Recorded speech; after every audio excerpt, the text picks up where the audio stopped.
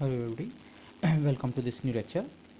तो coordinate systems की बात कर रहे थे और स्पेसिफिकली अभी तक हमने टू डायमेंशन में दो कोऑर्डिनेट सिस्टम्स को देखा है, Cartesian and then plane polar coordinates. लेकिन एक पॉइंट को जिसको मैं लास्ट लेक्चर के एंड पे भी एम्फेसाइज करने की कोशिश कर रहा था कि कौन सा कोऑर्डिनेट सिस्टम कब यूज़ करते हैं, ये कैसे डिसाइड करते हैं। आपके पास माना अभी तो दो कोऑर्डिनेट सिस्टम है टू डायमेंशन में, लेकिन टू डायमेंशन में माना आपके पास और भी कोऑर्डिनेट सिस्टम्स हैं, ठीक है। Let me call them coordinate system 1 2 3 4 5 6, इस तरह के कई कोऑर्डिनेट सिस्टम्स हैं। तो किसी पर्टिकुलर कोऑर्डिनेट सिस्टम के साथ आप क्यों वर्क करना चाहेंगे, उसका वो किस चीज़ से डिक्टेट होता है। उसका सिंपल आंसर है जिसे हम कहते हैं सिमेट्री ऑफ द प्रॉब्लम। जो फिजिकल प्रॉब्लम आप सॉल्व करने जा रहे हैं, फिजिकल या इवन हो सकता है मैथमेटिकल प्रॉब्लम हो, तो उस प्रॉब्लम में जो सिमेट्री है, उस सिमेट्री को रेस्पेक्ट करने वाला कोऑर्डिनेट सिस्टम अगर आप यूज़ करेंगे तो होपफुली आपके प्रॉब्लम सॉल्व करना इजी होगा। जैसे एक एग्जांपल मैंने दिया था कि जैसे हम गॉस थ्योरम को अप्लाई करते हैं कुछ सिस्टम्स के इलेक्ट्रिक फील्ड फाइंड करने के लिए, से स्फेरिकल सिमेट्री वाला सिस्टम हो, पॉइंट चार्ज या कोई स्फेरिकल शेल या सॉलिड स्फेयर या एनुलर शेल, इस तरह के स्फेरिकल सिमेट्री वाले सिस्टम्स हों या प्लेनर सिमेट्री वाले सिस्टम्स हों, ठीक है, इनफाइनाइट प्लेन जो आप कहते हैं चार्ज प्लेन, या लीनियर सिमेट्री वाले लाइन सिमेट्री वाले कोई सिस्टम हो, ओके, लाइन चार्ज डिस्ट्रीब्यूशन होता है। तो उन केसेस में आप गॉसियन सरफेस, वहाँ पे कोऑर्डिनेट सिस्टम डायरेक्टली नहीं, वैसे एक्चुअली वहाँ पे आप जब गॉसियन सरफेस लेते हैं तो इम्प्लाइड है उसके साथ कि हम कोऑर्डिनेट सिस्टम भी उसी तरीके का ले रहे हैं। मैं केवल यहाँ पे नाम अगर रेफ़र करूँ तो यहाँ पे इस केस में आप कार्टेशियन कोऑर्डिनेट सिस्टम, इस केस में स्फेरिकल पोलर कोऑर्डिनेट सिस्टम, और इस केस में actually cylindrical coordinate system use करते हैं। अब वहाँ पे वो लैंग्वेज शायद एलिमेंट्री लेवल पे हम यूज़ नहीं करते हैं, स्कूल लेवल पे, बट एक्चुअली वो कोऑर्डिनेट सिस्टम ही हम वो वाला यूज़ करते हैं जो सिमेट्री को अडेप्टेड हो। इसी चीज़ को मैं थोड़ा और एक्सप्लेन करने के लिए एक बहुत सिंपल एग्जांपल लूँगा, लेकिन मैं शुरू में एक एग्जांपल और दूंगा, लेकिन वो शायद जो हमारे बिगिनिंग स्टूडेंट्स हैं उन्होंने वो अभी स्टडी नहीं किया होगा। क्वांटम मैकेनिक्स में जब हम स्फेरिकली सिमेट्रिक सिस्टम्स को सॉल्व करने जाते हैं, स्पेसिफिकली से हाइड्रोजन एटम, ओके, लेकिन इन जनरल कोई भी स्फेरिकली सिमेट्रिक सिस्टम सॉल्व करने जाते हैं, तो श्रोडिंगर इक्वेशन जो कि एक 3 डायमेंशन में एक बहुत इन्वॉल्व पार्शियल डिफरेंशियल इक्वेशन होती है, अगर हम उसे स्फेरिकल पोलर कोऑर्डिनेट सिस्टम में सॉल्व करने जाते हैं तो वो प्रॉब्लम बेसिकली वेरिएबल सेपरेबल के अप्रोच से सॉल्वेबल हो जाती है। ओके, जो लोग क्वांटम में जिन्होंने किया है वो इस बात को समझ पा रहे होंगे। हाइड्रोजन एटम को सॉल्व करने के लिए हमें स्फेरिकल पोलर कोऑर्डिनेट सिस्टम ही यूज़ करना पड़ता है, क्योंकि उसी में यूज़ करके प्रॉब्लम वेरिएबल सेपरेबल बनती है। और ऐसा क्यों है? क्योंकि वहाँ पे जिस प्रॉब्लम को आप स्टडी कर रहे हैं, जिसे हम स्फेरिकली सिमेट्रिक पोटेंशियल कहते हैं, तो स्फेरिकली सिमेट्रिक पोटेंशियल को डील करने के लिए स्फेरिकल पोलर कोऑर्डिनेट्स ही अच्छे रहते हैं। वैसे हाइड्रोजन एटम की जहाँ तक बात करें वो दूसरे एक कोऑर्डिनेट सिस्टम में भी आप ट्राई कर सकते हैं, but let's not go into that. लेकिन पॉइंट ये है, प्रॉब्लम की सिमेट्री को देखते हुए आप कोऑर्डिनेट सिस्टम की चॉइस करते हैं। तो इसी कंटेक्स्ट से मैंने आज का एक लेक्चर बनाया है। यहाँ पे मैं जो मैथमेटिक्स करने वाला हूँ ये बहुत एलिमेंट्री मैथमेटिक्स है, ये आप सब ने कर रखी है, okay.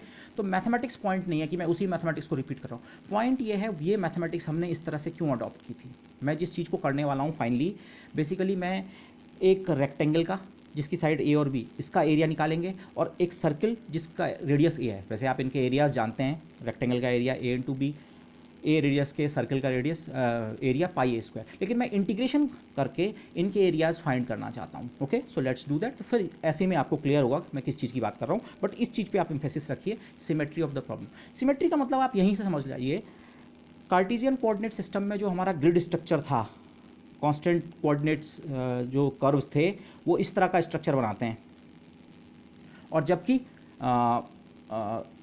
Plane polar coordinate system में जो हमारा कोऑर्डिनेट ग्रिड था, जिसे मैंने स्पाइडर वेब की तरह कहा था, वो कुछ इस तरह का एक सिस्टम बनता है आपका, समथिंग लाइक दिस। ये कांस्टेंट आर सरफेसेस जो कि सर्कल्स हैं अलग अलग रेडियस के, और कांस्टेंट थीटा सरफेसेस, ये semi lines originating from this. तो अगर आप यहीं पे भी बहुत ट्रिवियली भी देखें, ये स्ट्रक्चर इससे मैच कर रहा है, मैच से मतलब आप समझ रहे होंगे, ठीक है, मैच।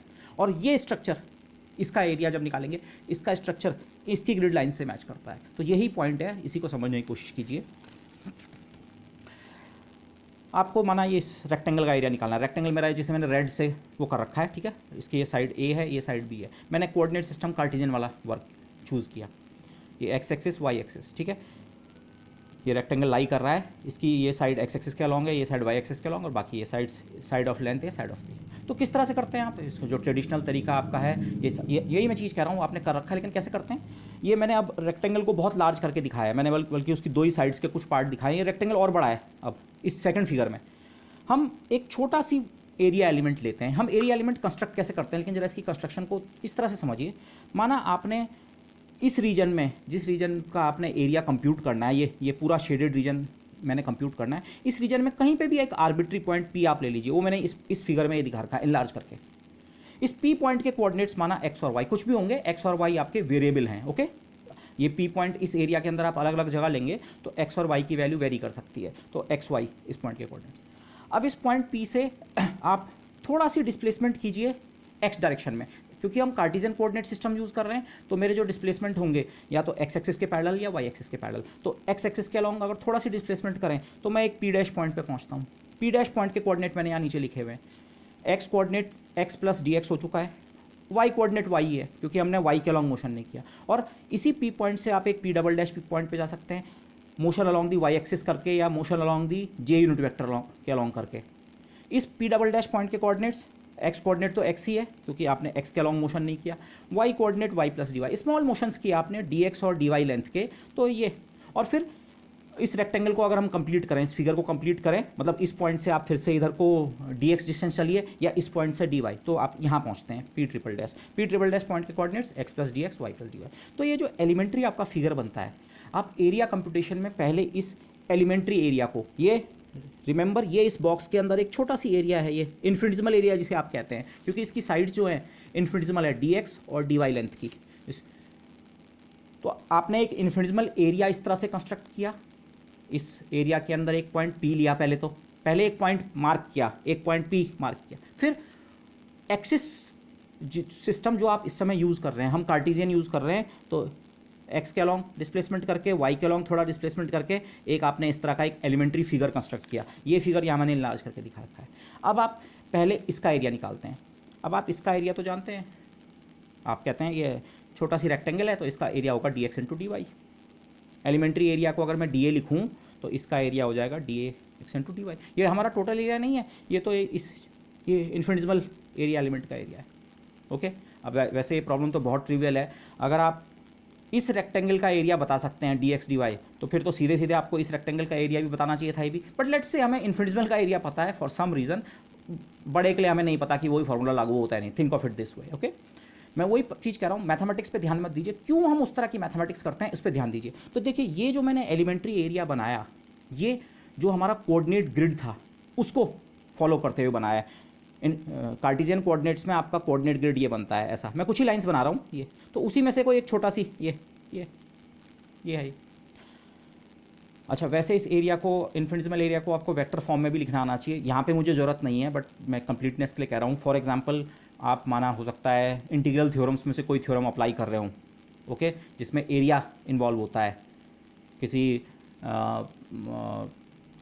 स्केलर या वेक्टर फील्ड का ग्रेडियंट या डाइवर्जेंस या कर्ल डिपेंडिंग ऑन जो भी है, उसका किसी एरिया वेक्टर के साथ अगर डॉट प्रोडक्ट होकर कुछ इस तरह का टर्म आता है, तो एरिया वेक्टर की डायरेक्शन भी आपको निकालनी आनी चाहिए। लेकिन यहाँ पे मेरे लिए वो इंटरेस्टिंग नहीं है, मेरे को केवल एरिया, ये छोटा सी एरिया का मैग्नीट्यूड इतना है, d x into d y. अब टोटल एरिया निकालने के लिए हम इंटीग्रेशन यूज़ करते हैं। इंटीग्रेशन मतलब ऐड करना। तो इस तरह के एरियाज़, ये पूरा एरिया हम इस तरह के छोटे छोटे एरियाज से मिलके ऐड करके बना सकते हैं। ओके, और कंटिन्यूस एडिशन की जगह हम इंटीग्रेशन यूज़ करते हैं, तो टोटल एरिया जो है वो हम ऐसे निकालते हैं। अच्छा, डी ए जो, जिसका एक्सप्रेशन ये लिखा हुआ है, इसको हम इंटीग्रेट कर देंगे पूरे रेक्टेंगल के ऊपर। रेक्टेंगल मतलब ये रेड, ये रेड जहाँ तक भी होगा, ठीक है, इस रेड के ऊपर इस छोटे से एरिया के एक्सप्रेशन को इंटीग्रेट कर देंगे, डी ए का इंटीग्रेट कर देंगे ओवर द रेक्टेंगल, तो मिल जाएगा। अब ये इंटीग्रेशन किस तरह से करते हैं, अगेन वैसे आपने कर रखा है, बट मैं इसे थोड़ा सी एक्सप्लेन करके डिटेल में जा रहा हूँ। डी ए को है d x into d y. तो बेसिकली आपके पास दो डिफरेंशियल्स हैं, तो इंटीग्रल्स भी आपके पास दो आएंगे, एक इंटीग्रेशन ओवर एक्स और एक integral over y. Okay, this integral over x, उसकी कुछ लिमिट होगी, अभी मैंने लिमिट्स नहीं रखी हैं। इंटीग्रेशन ओवर एक्स करना है कहीं से लेकर कहीं तक, इंटीग्रेशन ओवर वाई करना है कहीं से लेकर कहीं तक। ओके, तो बेसिकली आप कुछ इस तरह का स्टेप अपनाते हैं। और फिर एक पॉइंट ये भी है वैसे यहाँ पे कौन सा इंटीग्रेशन पहले करना है। मैंने ऐसा कैसे लिख दिया कि x वाला इंटीग्रेशन ये और फिर y वाला इंटीग्रेशन बाद में होना है। क्या पता y वाला इंटीग्रेशन पहले x वाला इंटीग्रेशन बाद में, वो पॉइंट्स भी आ सकते हैं, लेकिन मैं उसमें नहीं जाऊँगा। से ये हमारा वो हो गया। तो फिर आप प्रोसीड कैसे करते हैं, देखिए मैं आपको पहले ग्राफिकली समझाता हूँ। आप करते क्या है, माना आप इस फॉर्म में इस एरिया को कंप्यूट करना चाह रहे हैं, तो बेसिकली आप ये स्टेप करते हैं। पहले माना आप x के ऊपर इंटीग्रल कर रहे हैं, इस इंटीग्रेशन को आप सोचिए, आपने पहले ये वाली कैलकुलेशन पूरी की, ये जो भी चीज़ थी जिसका इंटीग्रेशन करना था, पहले हमने x के ऊपर वाला इंटीग्रेशन कंप्लीट किया। x के ऊपर इंटीग्रेशन करने का सेंस क्या होता है, ये मेरा टोटल एरिया है जिसके ऊपर मैंने इंटीग्रेशन करना है, ये इन्फिनिटेसिमल एरिया, इसको इस बड़े एरिया के ऊपर इंटीग्रेट करना है। पहले अगर हम x के ऊपर इंटीग्रेशन कर रहे हैं, तो x के ऊपर इंटीग्रेशन करने का मतलब होता है इस एरिया को x के ऊपर इंटीग्रेट करना। और x की मैं अगर लिमिट्स भी आपको बता दूँ, जो आपको पता है x की लिमिट्स होंगी 0 से लेकर a तक। ये जो x की लिमिट्स है, अभी मैं y की बात नहीं कर रहा हूँ, x का जो इंटीग्रल है ये बेसिकली रन करेगा 0 से लेकर a तक। क्या मतलब है इस चीज़ का, ये जो इन्फिनिटेसिमल एरिया है जो कि केवल dx dy के ऊपर था, अगर मैं उसे x के ऊपर इंटीग्रेट करता हूँ तो, और कहाँ से कहाँ तक, 0 से लेकर a तक, तो मतलब मैं ऐसे बहुत सारे इन्फिनिटेसिमल एरियाज़ कंसिडर कर रहा हूँ। एक ब्लॉक छोटा सी है, फिर एक ऐसा ही दूसरा एरिया, फिर एक ऐसा ही तीसरा एरिया, चौथा एरिया, पाँचवां, छठवां, ऐसे बहुत सारे एरियाज़ मिला के पूरी मैं एक स्ट्रिप कंस्ट्रक्ट करूँ 0 से लेकर a तक। इस प्रोसेस में मैंने y कोऑर्डिनेट को चेंज नहीं किया। ये जो ये पहले वाला एरिया था ये लाई कर रहा था, अगर मैं y कोऑर्डिनेट्स के टर्म में बात करूं, ये एरिया लाई कर रहा था y कोऑर्डिनेट की वैल्यू y से लेकर y प्लस डी वाई। इस एरिया की जो हाइट है, जिस हाइट में इस साइड में कह रहा हूँ, y एक्सिस के अलॉन्ग जो लेंथ है, अगर मैं उसे हाइट कहूँ, इस एरिया की हाइट डी वाई के बराबर थी। डी वाई के बराबर क्यों थी, फिर से यहाँ लौटिए, जिन दो पॉइंट्स के बीच या जिन दो लाइंस के बीच ये स्थित है, ठीक है, उनका y कोऑर्डिनेट की वैल्यू, इस पूरी लाइन के लिए y कोऑर्डिनेट की वैल्यू y है और इसके लिए y प्लस डी वाई। ये स्टार्टिंग एरिया के ये हाल थे। अब हमने क्या किया, x के ऊपर का इंटीग्रेशन करने का मतलब ये है, x की तो सारी वैल्यूज़ के ऊपर हमने सम कर दिया। x इक्वल टू 0 से लेकर 0.1 तक वाला एरिया भी, 0.1 से 0.2 तक, 0.2 से 0.3 एंड सो ऑन, और ऐसा करते करते ये तक। लेकिन y साइड में अभी हमने हाइट केवल वही रखी है, मतलब y से लेकर y प्लस डी वाई, ये डी वाई हाइट ही कंसिडर की है। तो बेसिकली हमने किया क्या है, ये अगर मैं केवल ये जो कर्ली ब्रैकेट जिसे मैंने दिखाया, दो इंटीग्रल्स में से केवल मैं पहला वाला इंटीग्रल करता हूँ x के ऊपर का इंटीग्रल, तो बेसिकली हम इस इन्फिनिटेसिमल एरिया टाइप के बहुत सारी कॉपीज़ लेके अब पूरे इस स्ट्रिप का एरिया निकाल चुके हैं। अपने आप dx dy, फिर से देखिए, अपने आप dx dy केवल इसका एरिया है। जब हम x के ऊपर इंटीग्रेशन कर देंगे तो अब जो चीज़ हमें मिलेगी, मैथमेटिक्स करके जो भी आंसर मिलेगा वो एक्चुअली इस स्ट्रिप का एरिया होगा। ये जो पट्टी है, पूरी ये पट्टी जो है जिसको मैंने शेड कर रखा है, x के ऊपर इंटीग्रेट कर दिया 0 से लेकर a तक। और फिर जब हम उसके बाद y वाला इंटीग्रेशन करते हैं तो अब ये x का इंटीग्रेशन आपको एक पट्टी का एरिया दे चुका है। अब आप ऐसी बहुत सारी पट्टियाँ अगर लें, एक स्ट्रिप मैंने यहाँ 3 ही दिखाई हैं, एक स्ट्रिप जिसे मैंने ब्लैक से वो कर रखा है, दूसरी स्ट्रिप, तीसरी स्ट्रिप, ऐसी बहुत सारी स्ट्रिप्स, माना ये पेन स्ट्रिप्स हैं, अलग अलग स्ट्रिप्स हैं, तो ये आपने एक स्ट्रिप कंस्ट्रक्ट की। और अब ऐसी अगर आप बहुत सारी स्ट्रिप्स ले लें, 1 2 3 और 4 और ये, तो ये पूरा का पूरा रेक्टेंगल आपका कंस्ट्रक्ट हो जाएगा। इस तरह की बहुत सारी स्ट्रिप्स लेने का मतलब, अब की बार आप y एक्सिस के अलॉन्ग इंटीग्रेशन करो 0 से लेकर p तक। मैंने पहले ये लिमिट्स नहीं रखी थी, आपको पता है, but this is what we basically do. Okay, ये इन्फिनिटेसिमल एरिया, अगर मैं x के ऊपर इंटीग्रेशन करता हूँ 0 से a तक, तो ये जो छोटा सी इन्फिनिटेसिमल एरिया है इसको मैंने, लेकिन इसे आप ग्रिड के टर्म्स में सोचिए, ये इन्फिनिटेसिमल एरिया जो था मैंने इसे ग्रिड लाइंस के अलॉन्ग एक्सटेंड किया है। ग्रिड लाइंस के अलॉन्ग एक्सटेंड करने का मतलब आप समझ रहे होंगे, जो पहला इंटीग्रेशन मैंने x के अलॉन्ग किया उससे ये एरिया के बजाय, अब केवल इस एरिया के बजाय मैं इस एरिया की बात कर रहा हूँ।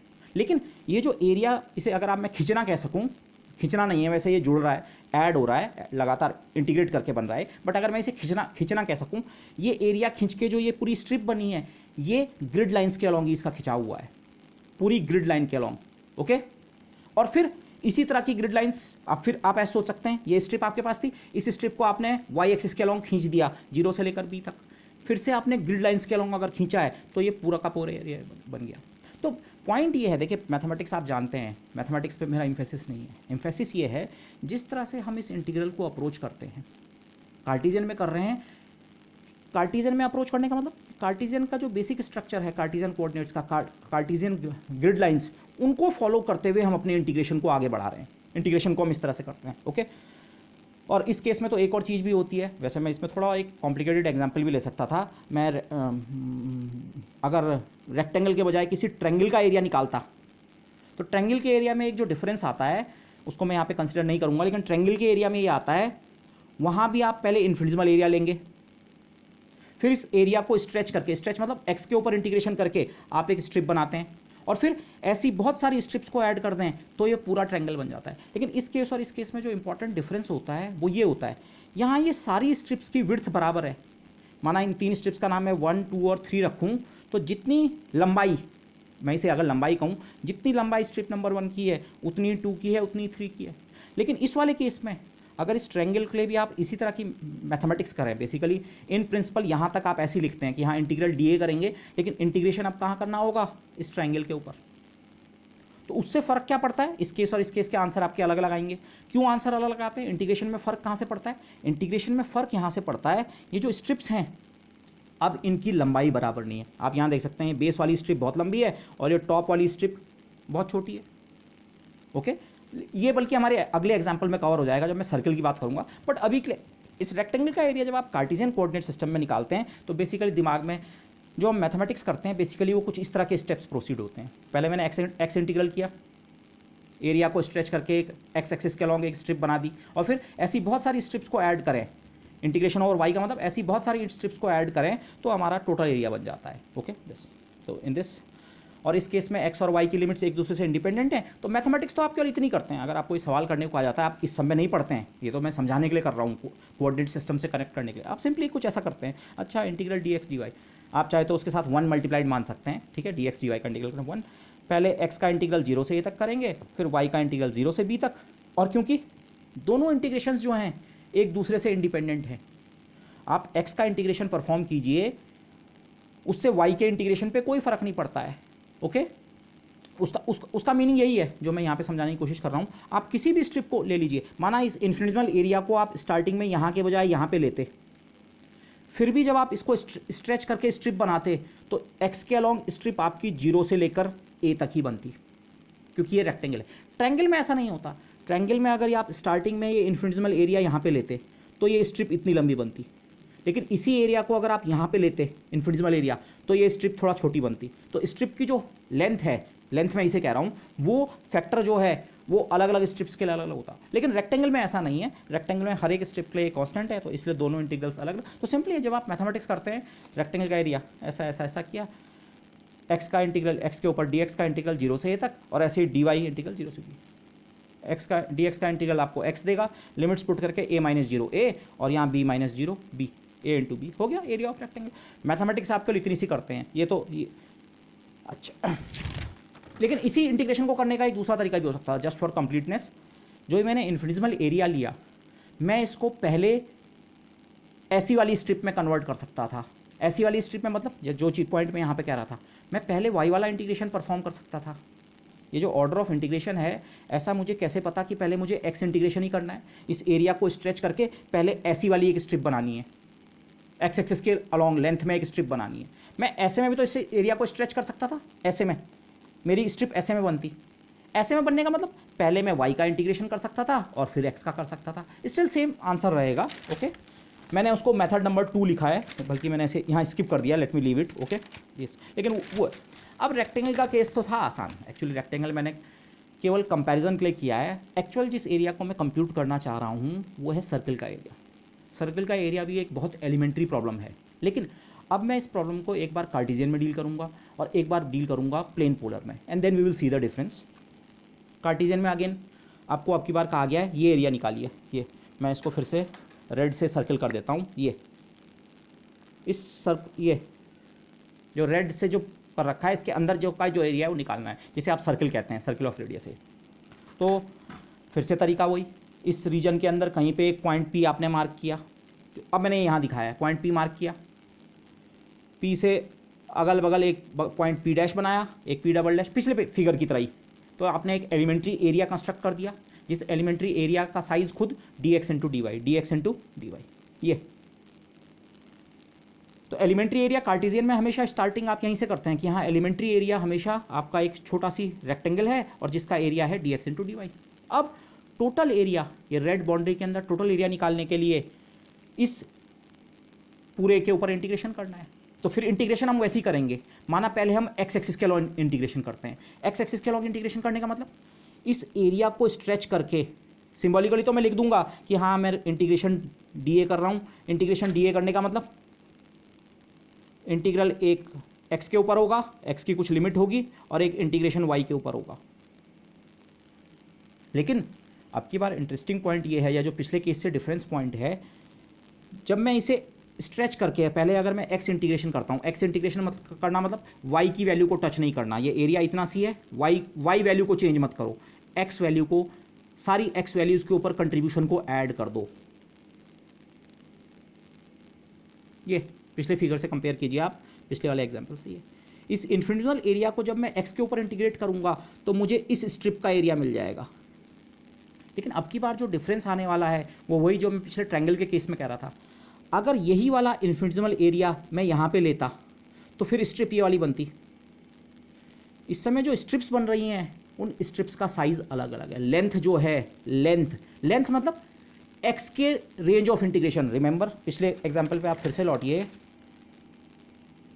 हर स्ट्रिप के लिए जो रेंज ऑफ इंटीग्रेशन थी, एक्स की रेंज ऑफ इंटीग्रेशन 0 से a तक थी। ये स्ट्रिप भी 0 से a तक है, स्ट्रिप नंबर 1 भी 0 से a तक, स्ट्रिप नंबर 2 भी 0 से a तक, स्ट्रिप नंबर 3 भी 0 से a तक, हर स्ट्रिप 0 से a तक ही थी। लेकिन अब की बार अगर आप देखें तो स्ट्रिप्स जो हैं, ये सबसे टॉप पे भी एक स्ट्रिप बनेगी, ये तो केवल यहाँ से और यहाँ तक है, जबकि ये जो सेंटर में जो स्ट्रिप है ये तो यहाँ से लेकर और यहाँ तक है। मैं एक्स कोऑर्डिनेट की बात कर रहा हूँ। एक्स कोऑर्डिनेट की जो रेंज है किसी स्ट्रिप के ऊपर, आपने इन्फिनिटिमल एरिया को इंटीग्रेट करके बनानी है स्ट्रिप, तो स्ट्रिप की जो इंटीग्रेशन की रेंज है वो अलग अलग है। मैं कार्टेशियन में ही वर्क करना चाह रहा हूँ, इसलिए ये समस्या आ रही है। मैं इसे समस्या इसलिए कह रहा हूँ क्योंकि बाद में जब हम इसे प्लेन पोलर में करेंगे तो आप देखेंगे प्लेन पोलर कोऑर्डिनेट्स में ये वाला इशू नहीं आएगा। यहाँ सर्किल प्रॉब्लम हमें जो दे रखी थी वो थी सर्किल का एरिया, और कोऑर्डिनेट सिस्टम हम ये वाला यूज़ कर रहे हैं। कार्टेशियन है लेकिन मैं उसका ग्रिड बनाता हूँ। यही पॉइंट है सिमेट्री का। जो प्रॉब्लम हमें दे रखी है वो कार्टेशियन कोऑर्डिनेट्स के साथ उसकी सिमेट्री मैच नहीं करती है। लेट मी से इट दिस वे।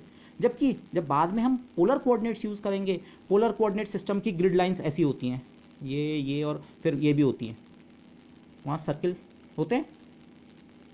ये सही तरीका ये बोलने का, प्लेन पोलर कोऑर्डिनेट सिस्टम इस प्रॉब्लम की सिमेट्री को रेस्पेक्ट करता है। तो फिर हम देखेंगे उससे हमें कैसे आसानी मिलती है। लेकिन अभी मैथमेटिकली क्या इशू आता है, आप कार्टेशियन पे भी इस प्रॉब्लम को कर सकते हैं, अभी मैं करने वाला हूँ, इनफैक्ट आपने किया भी होगा पहले। लेकिन इशू क्या आता है, अब यहाँ तक तो ठीक है, यहाँ तक तो ऐसे ही करेंगे, फिर टोटल एरिया निकालने के लिए इंटीग्रल डी है। लेकिन अब जब एक्स के ऊपर जो इंटीग्रेशन हमें करना है, एक्स के इंटीग्रेशन की जो लिमिट है वो हर एक स्ट्रिप के लिए अलग अलग है। इस स्ट्रिप के लिए अलग है, इस स्ट्रिप के लिए अलग है, ठीक है, और बीच वाली स्ट्रिप के लिए अलग है, नीचे की स्ट्रिप्स के लिए अलग है। तो एक्स के इंटीग्रेशन की जो रेंज है वो हर एक स्ट्रिप के लिए अलग अलग है। अलग अलग मतलब क्या है, वेरिएबल। और वो किस पे डिपेंड करता है उस चीज़ को अब यहाँ समझिए। वैसे आपको ही पता है बट लेट्स डू इट। तो पहले इस इंटीग्रेशन को करने का तरीका, जो इन्फिनिटिमल एरिया हमारा है ये छोटा सी कहीं पे भी आपने लिया, इसको स्ट्रेच करके एक स्ट्रिप बनाओ। मैं पहले एक्स इंटीग्रेशन कर रहा हूँ तो एक्स एक्सिस के अलॉन्ग स्ट्रेच करके उसको हम एक्सटेंड करके एक स्ट्रिप बना लेंगे। लेकिन जो स्ट्रिप की लेंथ है, हर एक स्ट्रिप की लेंथ जो है it depends on the height. इस चीज़ को यहाँ समझिए। ये हाइट से मेरा मतलब है यहाँ अगर मैंने ये सेंटर लिया, ठीक है, ओरिजिन जो है कोऑर्डिनेट सिस्टम का ओरिजिन, सर्किल मैंने इस तरह से लिया है कि उसका सेंटर हमारे कोऑर्डिनेट सिस्टम के ओरिजिन पे लाई कर रहा है। तो इस स्ट्रिप और इस स्ट्रिप की लंबाई आप फिगर में देख रहे हैं, हाँ अलग अलग है। स्ट्रिप की लंबाई मतलब लिमिट्स ऑफ इंटीग्रेशन। माना ये पॉइंट है -2 और ये पॉइंट है +2, सिमेट्री के कारण ये दोनों पॉइंट के न्यूमेरिकल वैल्यू बराबर होगी। तो ये इस स्ट्रिप का एरिया निकालते हुए या इस स्ट्रिप के लिए जब हम इंटीग्रेशन करेंगे एक्स के ऊपर तो लिमिट -2 से 2 तक जाएगी, जबकि ये वाले के लिए ज़्यादा है, माना ये -3 से लेकर +3 तक। इस वाली स्ट्रिप के लिए और भी कम है, -0.5 से +0.5 तक। तो हर एक स्ट्रिप के लिए जो लिमिट्स ऑफ इंटीग्रेशन है वो अलग अलग है। तो वो लिमिट्स ऑफ इंटीग्रेशन हम डिसाइड कैसे करेंगे जनरल केस में? तो आप देख सकते हैं वो लिमिट ऑफ इंटीग्रेशन जो है वो उस स्ट्रिप की हाइट पे डिपेंड कर रही है। हाइट से मेरा मतलब था ये स्ट्रिप इस ओरिजिन से इतनी ऊपर है तो इसके लिए हाइट इतनी बनी, ये स्ट्रिप और भी ऊपर है तो इसके लिए हाइट कम बनी, ये स्ट्रिप बिल्कुल ओरिजिन पे ही है या ओरिजिन के बहुत नज़दीक है तो इसके लिए हाइट की जो लेंथ की वैल्यू है वो ज़्यादा है। तो ओरिजिन से कितनी दूर पे वो स्ट्रिप है वाई एक्सिस के अलोंग, उससे उसकी हाइट जो लेंथ है वो डिपेंड कर रही है। लेंथ मतलब लिमिट्स ऑफ इंटीग्रेशन। करनी तो स्टेप मुझे यही है, पहले मैं एक्स के ऊपर का इंटीग्रेशन करूंगा, फिर जो निकल के आएगा उसका वाई इंटीग्रल तब करेंगे। वाई इंटीग्रल की तो अभी हम बात भी नहीं कर रहे, लेकिन जब एक्स इंटीग्रल भी मुझे करना है तो एक्स इंटीग्रेशन में जो ये लिमिट्स रखनी है, ये लिमिट्स ऐसा नहीं है मैं लिख दूँ हमेशा हाँ हर स्ट्रिप के लिए -5 से +5 तक इंटीग्रेशन करना है, नहीं भाई, इस वाली स्ट्रिप के लिए तो केवल -1 से 1 तक का इंटीग्रल है। तो जो ये लिमिट्स ऑफ इंटीग्रेशन हैं ये खुद वेरी कर रही हैं, ये खुद वेरिएबल हैं, ये खुद वेरिएबल है। और ये वेरिएबल किस पे डिपेंड कर रहा है? हाइट पे। हाइट मतलब हाइट जिसे मैं हाइट कह रहा हूँ वो एक्चुअली वाई कोऑर्डिनेट है। ये लिमिट्स ऑफ इंटीग्रेशन जो हैं स्टेप तो ऐसा ही करेंगे, लेकिन पिछले केस में आप कंपेयर कीजिए, पिछले केस में हर एक स्ट्रिप के लिए इस इंटीग्रेशन की रेंज 0 से a, 0 से a, 0 से a, 0 से a। लेकिन अब की बार करना तो मैथमेटिकली कुछ उसी तरह का स्टेप है, लेकिन ये जो इंटीग्रेशन की लिमिट्स हैं ये हर एक स्ट्रिप के लिए अलग अलग हैं, और वो हर एक स्ट्रिप के लिए जो वो इंटीग्रेशन की लिमिट्स हैं वो खुद उस स्ट्रिप के वाई कोऑर्डिनेट पे डिपेंड कर रही है। वाई कोऑर्डिनेट मतलब जिसको मैं अभी तक हाइट कह रहा था, आप क्वालिटेटिवली पहले समझ लीजिए, ये स्ट्रिप बहुत दूर है, इसके लिए वाई या एच की हाइट बहुत ज़्यादा है, हाइट बोलो या वाई कोऑर्डिनेट बोलो बहुत ज़्यादा है, तो इस स्ट्रिप की लेंथ कम बनती है, मतलब इसकी लिमिट्स छोटी बनेंगी -0.5 से +0.5 तक बाय द वे। और जबकि ये स्ट्रिप ओरिजिन के बहुत नज़दीक है, इसके लिए वाई कोऑर्डिनेट या एच की वैल्यू बहुत कम है, तो इसके लिए लिमिट्स ऑफ इंटीग्रेशन बहुत बड़ी हैं। तो limits of integration basically y coordinate पे डिपेंड कर रही हैं। तो और वो किस तरह से डिपेंड करती हैं उसका एग्जैक्ट स्टेटमेंट मैं आपको दे सकता हूँ। माना आप किसी जनरल स्ट्रिप की बात कीजिए, ये कोई भी स्ट्रिप हो सकती है, इसके लिए वाई कोऑर्डिनेट की वैल्यू अगर वाई है, इस पूरी स्ट्रिप में वाई कोऑर्डिनेट की वैल्यू वाई है, यहाँ पे भी वाई, यहाँ वाई वाई वाई, क्योंकि हाइट चेंज नहीं हो रही स्ट्रिप में। तो ये जो एक्सट्रीम केस है जहाँ तक आप हमने इंटीग्रेशन करके ले जाना है, अगर मुझे ये वैल्यू पता लग गई तो ये वैल्यू उसके नेगेटिव के बराबर होगी। ये वैल्यू कितनी होगी? ये इस पॉइंट का एक्स कोऑर्डिनेट कितना होगा? ये पॉइंट इस सर्किल पे लाई करता है, अगर ये पॉइंट इस सर्किल में लाई कर रहा है तो इस पॉइंट के एक्स कोऑर्डिनेट का स्क्वायर प्लस इस पॉइंट के वाई कोऑर्डिनेट का स्क्वायर बराबर सर्किल के रेडियस का स्क्वायर। ये एक्स की मैक्सिमम वैल्यू है इस स्ट्रिप के लिए, तो एक्स की मैक्सिमम वैल्यू को माना मैंने एक्स मैक्स लिखा, एक्स मैक्स स्क्वायर प्लस इस स्ट्रिप के लिए माना वाई कोऑर्डिनेट की वैल्यू है वाई, जिसको मैंने एच लिखा है यहाँ पे, लेकिन अभी मैं वाई लिख दूंगा, x max square plus H square बराबर इस। आप जिस स्ट्रिप के लिए इंटीग्रेशन करना चाह रहे हैं एक बार में, माना इस स्ट्रिप के लिए, तो कहाँ से कहाँ तक आपको इंटीग्रेशन करना है, वो एक्स मैक्स की जो वैल्यू है वो आप इस रिलेशन से निकालेंगे। उस पर्टिकुलर स्ट्रिप के लिए एक्स की जो मैक्सिमम वैल्यू पॉजिटिव या नेगेटिव वाली है उसका स्क्वायर प्लस हाइट का स्क्वायर, हाइट मतलब वाई कोऑर्डिनेट का स्क्वायर बराबर, माना आप इस स्ट्रिप की बात कर रहे हैं, इस स्ट्रिप के लिए एक्स मैक्स ये हो जाएगा, एक्स मैक्स ये, लेकिन वाई फिर ये हो जाएगा, एक्स मैक्स प्लस वाई का स्क्वायर फिर से ए स्क्वायर के बराबर। तो एक्स मैक्स की जो वैल्यू है that is x square minus a square minus h square या a square minus y square. H तो हाइट तो मैं इसलिए बोल रहा था क्योंकि समझने में आसानी होगी, हाइट नहीं, वो वाई कोऑर्डिनेट है। पॉइंट ये है इस सारी कहानी का, वो आपने एक कर रखा है बट इसे कोऑर्डिनेट सिस्टम्स के टर्म्स में समझिए। अगर मैं इस चीज़ पे इंसिस्ट कर रहा हूँ, प्रॉब्लम तो मुझे सर्किल का एरिया निकालने की दे रखी है, लेकिन मैं उसे फिर भी कार्टेशियन में सॉल्व करना चाहूँ तो मैं कर तो सकता हूँ, ऐसा नहीं है ये प्रॉब्लम सॉल्वेबल नहीं है, इंटीग्रेशन नहीं कर सकता हूँ मैं, लेकिन ये इंटीग्रेशन की लिमिट्स जो रखनी है इनको रखते हुए बहुत ध्यान रखना पड़ता है, क्योंकि इंटीग्रेशन की, आप इस फिगर के हिसाब से सोचें, ये इंटीग्रेशन की लिमिट्स हर स्ट्रिप के लिए अलग अलग है। एग्जैक्ट वैल्यू आपने ये देख ली, root a square minus y square plus sine इस पॉइंट के लिए माइनस साइन इस पॉइंट के लिए। तो उसके बाद जब आप एरिया कंप्यूटेशन है वो पिछले वाले स्टेप की तरह, ये यहाँ तक रेक्टेंगल और सर्किल में यहाँ तक कोई डिफरेंस नहीं आया। पिछले केस में रेक्टेंगल के ऊपर इंटीग्रेशन करना था, इस केस में ओवर सर्किल। आपने डी ए को डी एक्स डी वाई लिखा, कार्टेशियन में ऐसे ही लिखेंगे एलिमेंट्री इनफिनिटेसिमल एरिया को। एक्स के ऊपर कोई इंटीग्रेशन कहीं से कहीं तक करेंगे, वाई के ऊपर इंटीग्रेशन कहीं से कहीं तक करेंगे। अब एक्स के ऊपर का इंटीग्रेशन कहाँ से कहाँ तक करना है ये अब पता लग गया मुझे। आप किसी जनरल स्ट्रिप को अगर उठा रहे हैं तो एक्स की जो नेगेटिव साइड में मैक्सिमम वैल्यू होगी वो होगी -√a² - y², और पॉजिटिव साइड में प्लस। ये जिस चीज़ को मैंने एक कर्ली ब्रैकेट के अंदर रखा हुआ है, इसमें से ये वाला इंटीग्रल, ये मैंने इंटीग्रेशन की लिमिट्स रख दी, ये मुझे एक स्ट्रिप का एरिया दे देगा। कौन सी स्ट्रिप का? किसी भी स्ट्रिप का। किसी भी स्ट्रिप का मैं क्यों कह रहा हूँ? आप y की वैल्यू आपने फिक्स नहीं की है। आपने ऐसे नहीं कहा कि हम हाइट इक्वल टू 1 वाले स्ट्रिप को देख रहे हैं या हाइट इक्वल टू 0 वाली या -1 वाली स्ट्रिप को देख रहे हैं। कोई सी भी स्ट्रिप जो y वैल्यू आप रखेंगे उस y वैल्यू वाली स्ट्रिप का एरिया आपको ये मिल जाएगा। और नेक्स्ट स्टेप, माना इस एरिया को, इस इंटीग्रेशन को अब हम कर सकते हैं, ये एक डेफिनेट इंटीग्रल है, बट अब यहाँ पे देखिए डिफरेंस क्या आता है। ये भी वैसे आपको पता होगा बट मैं जस्ट एम्फेसाइज कर रहा हूँ। ये एक डेफिनेट इंटीग्रल है। जब आप इस इंटीग्रल को परफॉर्म करेंगे तो परफॉर्म करके आप लिमिट्स की वैल्यू रखेंगे, तो लिमिट में खुद y आ रहा है। इसका मतलब इस इंटीग्रेशन को करने के बाद आपको जो कुछ भी मिले, वो कॉम्प्लिकेटेड हो सिंपल हो, वो y पे डिपेंड करेगा। इस इंटीग्रेशन से जो आपको चीज़ मिलने वाली है वो y पे डिपेंड करेगी। तो उसके कारण क्या होगा? अब ये y का फंक्शन है, y पे डिपेंड करेगी, मतलब ये सब कुछ y का एक फंक्शन बनने वाला है। तो फिर जब आप ये दूसरा इंटीग्रल करने जाएंगे y के रिस्पेक्ट में, जिसकी लिमिट्स भी कुछ रखनी है, इस इंटीग्रल में इस फंक्शन का ध्यान रखना पड़ेगा। मतलब माना सिंपली मैं ऐसे बोलूँ, माना ये इंटीग्रेशन करके ये फंक्शन y² बनता है, तो इस y² को आप इंटीग्रल से बाहर नहीं ले आ सकते क्योंकि ये y का फंक्शन है। इंटीग्रेशन अभी y के ऊपर होना है। पिछले केस में ऐसा नहीं था। रेक्टेंगल के केस में लिमिट्स ऑफ इंटीग्रेशन थी x इंटीग्रल की 0 से a तक, डेफिनेट इंटीग्रल है। लिमिट्स पुट करके यहाँ y कहीं नहीं आ रहा है। इस y वाले इंटीग्रल के लिए ये वाला टर्म कांस्टेंट है। इस इंटीग्रल को आप, इसी चीज़ को मैंने यहाँ इस तरह से रिप्रेजेंट किया है, x वाला इंटीग्रेशन अलग से कर लो, y वाला इंटीग्रेशन अलग से कर लो। इस केस में आप इस चीज़ को कर ही नहीं सकते हैं। ये अब ये सारी चीज़ें आपको वैसे पता है, बट इसको इस तरह से ज़रूर आप समझने की कोशिश कीजिए। वैसे आपको पता भी होगा, बट कोऑर्डिनेट सिस्टम के सापेक्ष भी सोचिए ऐसा हुआ क्यों। असल में ऐसा हुआ इसलिए क्योंकि प्रॉब्लम में थी सर्कुलर सिमेट्री और हम कोऑर्डिनेट सिस्टम यूज़ कर रहे थे कार्टेशियन। तो प्रॉब्लम सॉल्व तो की जा सकती है, बट उसमें थोड़ा सी इन्वॉल्व हो जाती है प्रॉब्लम।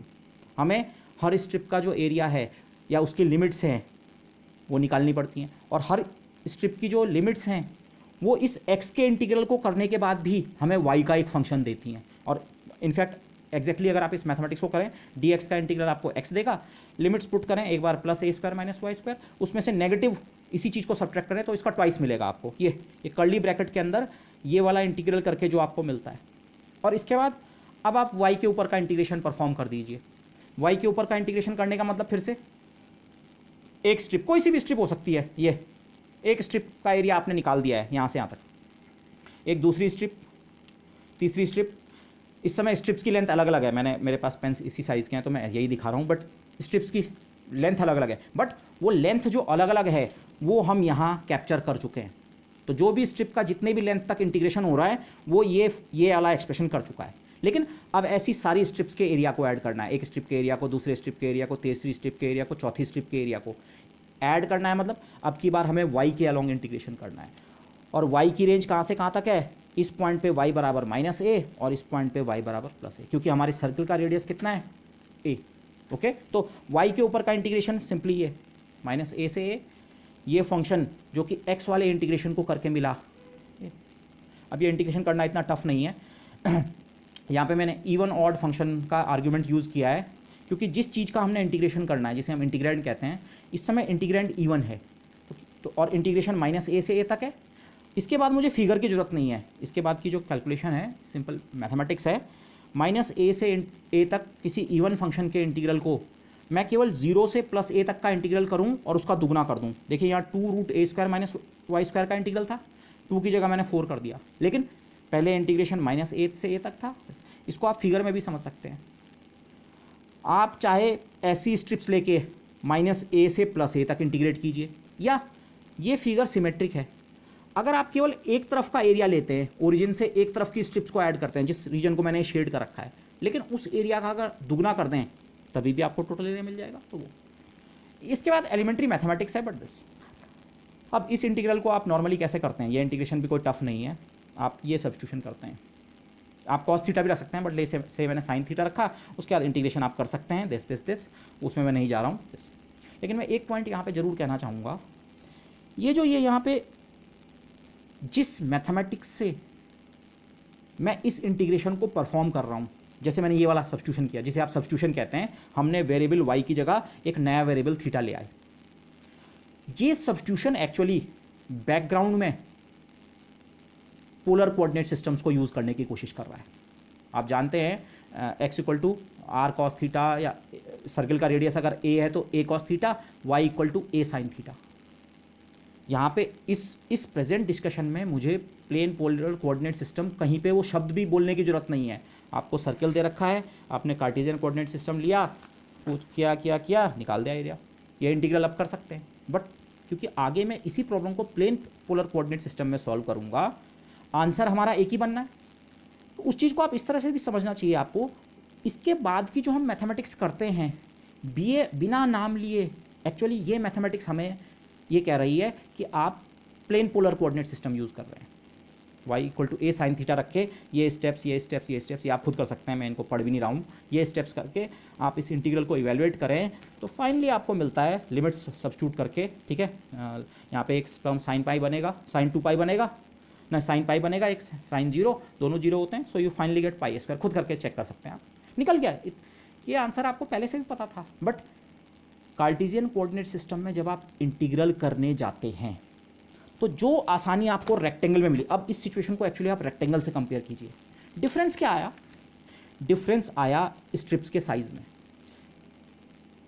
कार्टेशियन सिस्टम में रेक्टेंगल के केस में तो हर स्ट्रिप का साइज बराबर बना। बराबर बनने से ज़्यादा इंपॉर्टेंट मैं उसे ऐसे कहूँगा, इंटीग्रेशन की लिमिट्स जो थी हर स्ट्रिप के लिए सेम थी, 0 से स्टार्ट हुआ a पे, तो इसलिए x का इंटीग्रल और y का इंटीग्रल दोनों क्या हो जाते हैं, सेपरेट हो जाते हैं। x के इंटीग्रल को आप अलग कर सकते हैं, y के इंटीग्रल को अलग। मैथमेटिक्स करते हुए आप ना ये फिगर बनाते हैं ना कुछ करते हैं, आप मेरे ख्याल से सीधे ये लाइन लिखते हैं। ये पॉइंट ये है, यहाँ आप x और y के इंटीग्रेशन को सेपरेट कर सकते हैं, लेकिन सर्किल के केस में आप x इंटीग्रेशन और y इंटीग्रेशन को अलग नहीं कर सकते हैं। उसका रीज़न जो भी है, मैं रीज़न समझा चुका हूँ, हर स्ट्रिप का साइज़ अलग अलग है। लेकिन उसको आप सिमेट्री के टर्म्स में सोचिए, क्यों रेक्टेंगल के केस में तो x और y के इंटीग्रल अलग अलग हो गए और इस केस में नहीं हो पाए? क्योंकि रेक्टेंगल इस सिमेट्री वाला ही है, कार्टेशियन सिमेट्री वाली प्रॉब्लम है, जबकि सर्किल जो है वो कार्टेशियन सिमेट्री वाली प्रॉब्लम नहीं है, ये सर्कुलर सिमेट्री है। तो अब इस आइडिया को और क्लियर करने के लिए, तो इसका मतलब अगर मैं सर्किल की प्रॉब्लम को प्लेन पोलर कोऑर्डिनेट्स में सॉल्व करने जाऊं, अगर इस सिमेट्री का जो मैं आपको आर्गुमेंट दे रहा हूं ये सही है, तो इसका मतलब सर्किल का एरिया अगर मैं प्लेन पोलर कोऑर्डिनेट्स की मदद से निकालने की कोशिश करूंगा तो वहाँ पे x और y के बजाय r और थीटा आएंगे। तो एक इंटीग्रल r का होगा, एक थीटा का होगा, r और थीटा के इंटीग्रल अलग अलग हो जाएंगे। So let's see that. Okay, plane polar coordinates में अगेन प्रॉब्लम मैंने ये बनाई है। अब ये बाकी फिगर मत देखिए, केवल ये देखिए, ये वही सर्किल ऑफ रेडियस a का एरिया निकालना है। प्लेन पोलर में अब ये सर्किल मैंने बड़ा करके दिखा दिया, ये डैश डैश डैश जो है ये सर्किल है, मैंने पूरा सर्किल नहीं दिखाया, बहुत बड़ा होगा, इसके पूरा एरिया निकालना है। अब की बार सबसे पहले हम फिर पहले एक इन्फिनिटेसिमल एरिया कंस्ट्रक्ट करेंगे, जो मैंने यहाँ पे कर रखा है वैसे डी एरिया हम कंस्ट्रक्ट कैसे कर रहे हैं, मैंने इस रीजन के अंदर कोई पॉइंट P मार्क किया, कहीं भी मार्क कर सकता हूँ, ये रहा पॉइंट P। अब पॉइंट P के से पे मैंने एक रेक्टेंगल नहीं बनाया, मैं अब की बार मुझे कार्टेशियन सिस्टम नहीं पता है, मेरा सिस्टम है r और थीटा वाला सिस्टम, रेडियल एंगुलर। इस पॉइंट से रेडियल डायरेक्शन में dr डिस्प्लेसमेंट किया, इस पॉइंट का P पॉइंट का कोऑर्डिनेट्स थे r और थीटा। P पॉइंट से मैं एक दूसरे पॉइंट गया P डैश पे, ताकि r कोऑर्डिनेट थोड़ा सी बढ़ जाए, r प्लस डी आर, और थीटा कोऑर्डिनेट अनअफेक्टेड रहे। इसको आप कार्टेशियन वाले केस से कंपेयर कीजिए, x चेंज होकर x प्लस डी एक्स हो गया, y पे फ़र्क नहीं पड़ा, अब की बार पी डैश पॉइंट पे जाने पे आर कोऑर्डिनेट थोड़ा सी बढ़ गया, थीटा कोऑर्डिनेट चेंज नहीं हुआ, तो मतलब इस पॉइंट की जो रेडियल डायरेक्शन है मैं उसमें आगे बढ़ाऊंगा। इस पॉइंट के लिए भी एंगल थीटा और इस पॉइंट के लिए भी एंगल थीटा, जबकि डिस्टेंस इसकी आर और इसकी आर प्लस डी आर। ऐसे ही इस पॉइंट से अगर मैं एक छोटे से सर्किल के अलॉन्ग, छोटे से सर्किल नहीं, सर्किल तो लार्ज हो सकता है, एक छोटा सी एंगल ट्रेवर्स करके अगर पी डबल डैश पॉइंट पे चले जाऊं, तो इस पॉइंट के अगर मैं प्लेन पोलर कोऑर्डिनेट्स लिखूं तो डिस्टेंस तो इसकी भी आर है, क्योंकि ये एक छोटे सर्किल का हिस्सा है, लेकिन angle theta plus T theta, एक छोटा सी डिस्प्लेसमेंट करके इसको कार्टेशियन वाली छोटे से एलिमेंट्री एरिया से कंपेयर कीजिए। मैं यहाँ पे बनाता हूँ, ये स्टार्टिंग पॉइंट के कोऑर्डिनेट्स एक्स वाई थे, पी से मैं गया पी डैश पे, तो एक्स कोऑर्डिनेट में थोड़ा चेंज हुआ, वाई कोऑर्डिनेट पे कोई फर्क नहीं पड़ा। पी से पी डबल डैश पे गया तो एक्स कोऑर्डिनेट पे कोई फर्क नहीं पड़ा, वाई कोऑर्डिनेट चेंज हुआ। वही सेम चीज़ यहाँ पे है, पी से पी डैश पे जाने पे आर कोऑर्डिनेट चेंज हुआ, पी से पी डबल डैश पे जाने पे आर कोऑर्डिनेट सेम रहा, distance from the origin P, जितनी पी की है उतनी पी डबल डैश की है, सर्कल में गया हूँ, ये डिस्टेंस सेम है, लेकिन इसका एंगुलर कोऑर्डिनेट थीटा, इसका थीटा प्लस थीटा।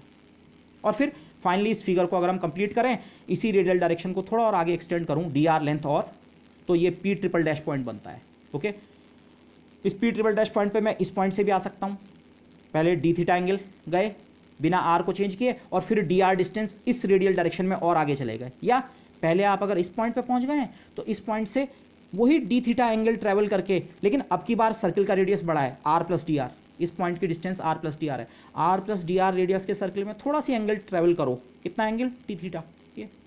तो अब की बार हमारा एलिमेंट्री एरिया ये है, ये कार्टेशियन में जो मेरा स्टार्टिंग एरिया ये था, प्लेन पोलर में मेरा स्टार्टिंग एरिया ये है, इन्फिनिटेसिमल एरिया एलिमेंट जिसे हम कहते हैं वो ये रहा।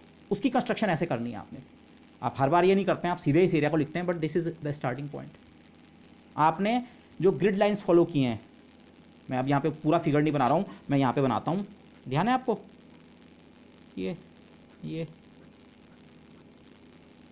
तो ये जो एरिया है पॉसिबली ये वाला है, ये कोई जरूरी नहीं है ये वाला हो, ये वाला भी हो सकता है, इधर वाला भी, ये वाला भी हो सकता है, ये आप देख रहे हैं ये वाली शेप, ये वाली, तो आपका इन्फिनिटेसिमल एरिया एलिमेंट ये है। कितना है इसका एरिया?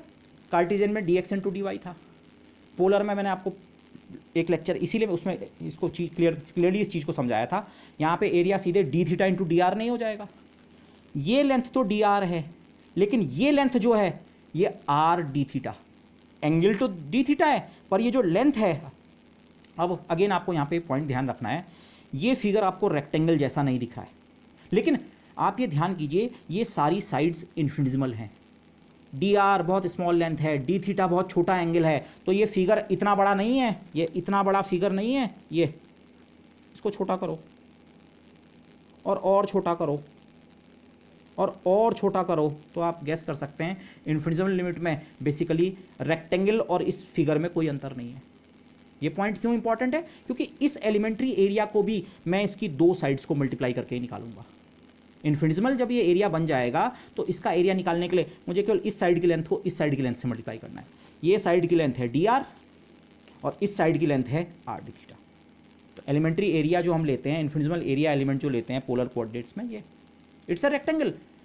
ये इन्फिनिटेसिमल एरिया है इसलिए इतना बड़ा नहीं, आपको तो ये सोचना है ये रहा, ये एक रेक्टेंगल है जिसका है ये है, ओके। दिस इन्फिनिटेसिमल होने का मतलब उसकी sides basically tending to zero हैं, डिफरेंशियल्स हैं वो, दिस ओके। फिर टोटल एरिया निकालने के लिए वही एक्सरसाइज करना उसी तरीके से, बेसिक प्रिंसिपल वही है, डीए को इंटीग्रेट कर दो, लेकिन इंटीग्रेशन कहाँ होना है? इस सर्कल के ऊपर, ये इस सर्कल के ऊपर, इस तरह के इन्फिनिटेसिमल एरियाज को जोड़ते जाएंगे। लेकिन अब की बार डीए की जगह आप ये रखेंगे are d theta D R, तो मतलब एक इंटीग्रेशन थीटा के ऊपर होना है, एक आर के ऊपर। अब कौन सा पहला कौन से बाद में मुझे वैसे यहाँ पे भी अभी क्लियर नहीं है, बट से वैसे कोई सा भी पहले कोई सा भी बाद में हम कर सकते हैं। जैसे रेक्टेंगल के केस में देखा था हमने, इन्फिनिटेसिमल एरिया को आप पहले एक्स के अलॉन्ग स्ट्रिप बना सकते हैं और फिर वाई एक्सिस के अलॉन्ग ऐसी बहुत सारी स्ट्रिप्स ले सकते हैं, या पहले आप वाई के अलॉन्ग स्ट्रिप बना देते एक स्ट्रिप और ऐसी बहुत सारी स्ट्रिप्स लेके आप पूरे रेक्टेंगल को कवर कर सकते थे। और ये केवल रेक्टेंगल के लिए नहीं है, ट्रायंगल के लिए भी इस आइडिया को आप एम्प्लॉय कर सकते थे, सर्किल के लिए भी इस आइडिया को एम्प्लॉय कर सकते थे, बेसिकली वो डिफरेंस जो आएगा उसका, पहले आप x वाला इंटीग्रेशन कर रहे हैं या y वाला। तो ऐसे ही यहाँ भी पहले r इंटीग्रल या पहले थीटा इंटीग्रल, वैसे कोई सा भी किया जा सकता है, लेकिन से पहले मैं ये वाला इंटीग्रेशन करूँगा r वाला। लेकिन अभी लिमिट्स मुझे नहीं पता कहाँ से कहाँ तक थीटा की लिमिट्स, आइडिया लेकिन फिर से वही आइडिया। पहले अगर मैं थीटा के ऊपर इंटीग्रेट करता हूँ, इनफैक्ट मैं इसको ऐसे करके करूँगा, पहले मैं थीटा का इंटीग्रेशन करूँगा और फिर आर का इंटीग्रेशन करूँगा। अब थीटा का इंटीग्रेशन करने का क्या मतलब है इस फिगर में समझिए। रेड है वो सर्कल जिसके ऊपर मैंने इंटीग्रेशन करना है, ये है मेरा इन्फिनिटिसिमल एरिया एलिमेंट, ये वाला, ये डी ए। थीटा कौन सा एंगल होता है, एक्स एक्सिस के साथ का एंगल। थीटा की रेंज 0 1 2 3 4 5 6 7 अप टू 2 पाई तक जा सकती है मैक्सिमम जनरल केस। अगर मैं थीटा के ऊपर इंटीग्रेशन करूं, सोचिए ये हमारा इन्फिनिटिसिमल एरिया है, मैंने ऐसा ही एक एरिया और लिया और ऐसा ही एक एरिया और लिया और ऐसा ही एक एरिया और लिया और ऐसा ही एक एरिया, इन सारे एरियाज को अगर मैं ऐड कर दूं तो मेरी ये स्ट्रिप बनेगी। मैं इसे स्ट्रिप ही कह रहा हूँ। अब की बार ये स्ट्रिप एक्चुअली खुद एक सर्कुलर शेप की है। अब यहाँ पे सर्कुलर मुझे जिसे हम एनुलस कहते हैं उसमें डिफ्रेंशिएट करना चाहिए। मैं सर्कल की बात नहीं कर रहा हूँ, मैं केवल एक सर्कुलर स्ट्रिप की बात कर रहा हूँ, ये शेडेड एरिया ये। लेकिन ये एरिया बनेगा कैसे, इन्फिनिटिसिमल एरिया को ऐड करते जाना है, लेकिन उस एडिशन की प्रोसेस में हम आर की वैल्यू को टच नहीं कर रहे हैं। ये वाला एरिया भी आर और आर प्लस डी आर के बीच है। आर और आर प्लस डी आर के बीच का मतलब आर और आर प्लस डी आर के बीच। इसके बगल में आपने एक और एरिया ऐसा ही और लिया, ये भी आर और आर प्लस डी। मतलब जो हम ये पहला वाला इंटीग्रेशन कर रहे हैं, इस इंटीग्रेशन को करने का मतलब क्या है, आप थीटा की सारी वैल्यूज़ के ऊपर ऐड कर रहे हैं। थीटा इक्वल टू 0 से आपने शुरू किया, यहाँ से इधर कहीं से ये फिर theta equal to 1 degree 2 degree 3 degree 4 degree 90 degree 180 degree 2 pi. लेकिन सारी के सारे जो एलिमेंट्री एरियाज़ हैं वो आर और आर प्लस डी आर के बीच हैं। R r plus d r, r r plus d r, r r plus d r, वही चीज़ें हैं। पहले इंटीग्रेशन में हम आर कोऑर्डिनेट को वेरी नहीं कर रहे हैं, आर हमेशा कांस्टेंट है। इस पूरे पहले इंटीग्रेशन के दौरान आर की वैल्यू या जो हमारा एरिया लाई कर रहा है वो आर और आर प्लस डी आर। आप इसे रेक्टेंगल वाले केस से कंपेयर कीजिए। लेकिन अब इंटरेस्टिंग पॉइंट क्या है, दूसरा पॉइंट इंटरेस्टिंग है। थीटा की रेंज क्या होगी, 0 से लेकर 2 पाई। पर अब इंटरेस्टिंग पॉइंट ये देखिए, अगर ये इन्फिनिटिसिमल एरिया मैं इसके बजाय अगर यहाँ पे भी लेता तो, अब ये फिगर थोड़ा छोटा हो गया, मैं यहाँ पे बनाता हूँ। ये रेड है मेरा वो सर्किल जिसका मैंने एरिया निकालना है, ये बड़ा वाला। मैंने अपना एलिमेंट्री एरिया इधर कहीं पे लिया, स्मॉल एलिमेंट्री एरिया ये वाला। अगर मैं थीटा के ऊपर इंटीग्रेशन करके इस पूरी स्ट्रिप का, इस पूरे सर्कुलर, जिसे हम वैसे एनुलस कहते हैं, चलो लेकिन मैं इसे सर्कुलर स्ट्रिप कहूँगा, इस सर्कुलर स्ट्रिप का एरिया मैं निकाल सकता हूँ 0 से 2 पाई का इंटीग्रेशन करके। पर अगर ये इन्फिनिटिसिमल एरिया यहाँ पे ना होके माना यहाँ पे होता, यहाँ पे कुछ इस प्रकार की शेप, तभी भी मैं ये प्रोसेस कर सकता था। ये प्रोसेस करने का मतलब अब की बार मैं इस सर्कुलर स्ट्रिप का एरिया निकाल रहा होता, एक दूसरी सर्कुलर स्ट्रिप का एरिया, ये इसको मैं दूसरे कलर से वो करता हूँ, से ब्लू कलर से।